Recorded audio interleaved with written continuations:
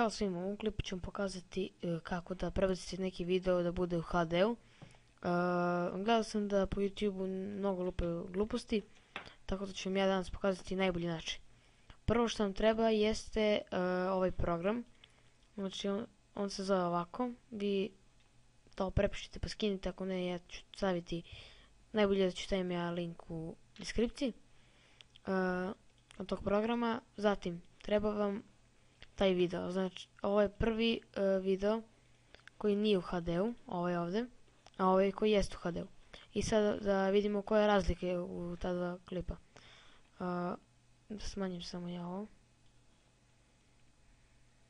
Samo malo. Da bih vidio koje je razlike i da li ima uopšte razlike.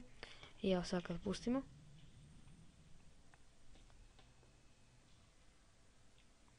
Vi se zvuk ne možete da čujete, ali dobro, bitno je da se vidi. Znači, vidjeli ste ovaj klip. A da pogledamo sad ovaj koji je u HD-u. Sad ćemo da vidimo to.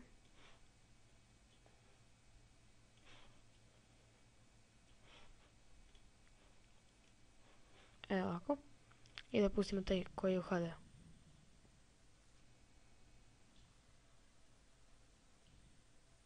Da napomenem da je ovo novi intro i ja ovdje nikakvu razliku ne vidim, ali dobro, neka bude da ima neka. Razlika je u tome što kad biste ubacili ovaj video koji nije u HD-u, koji nije konvertovan, on tamo ne bi mogao da se postavi, ne bi vam se prikazalo na 1080 piksela. Dok ovaj kad budete tamo uploadovali, sam će se mestiti kompletno dok on tamo nešto odradi i bit će namješteno. Program se zove, to je ovaj program. I tamo ćete bude link. Kako se on koristi? Sami vidite ovdje da imate add files i izaberete tu video koji vam treba. Idemo na open. Sada, ovdje birate folder gdje će nam se začuvati taj video. Meni je u C video output, ali nije bitno, možda promijenite. Onda ovaj format ide mp4. Onda video quality ovdje će biti na low ili normal, vi stavite super B, to je najjače.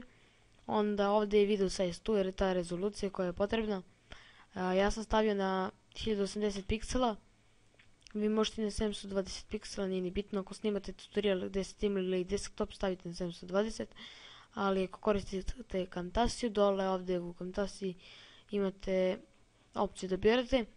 A ako snimate neki tutorial tipa kako zamenite RAM memoriju i snimate kamerom, a onda ne bi bilo loše staviti ovdje na HD 1080 piksela. Video split, šta je to? Tu birate memoriju koliko ćete zauzima vaš video. Po meni to uopšte nije tačno, uploaduje se isto kao i običan, tako da ovdje stavite šta god želite. Ja sam stavio 100 MB, nije ni bitno. Sad audio quality. Stavit ćemo na best, dok ćemo audio volume staviti na 100%, jer ako budemo stavili 125 ili malo više, bit će mnogo bučno i mnogo će da, kako da kažem, da bruji.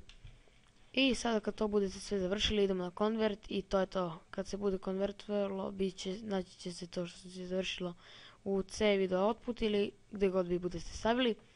I to je bilo to. Na kraju da vam pokažem kako to izgleda i u stvari da to stvarno radi. Ovo je moj video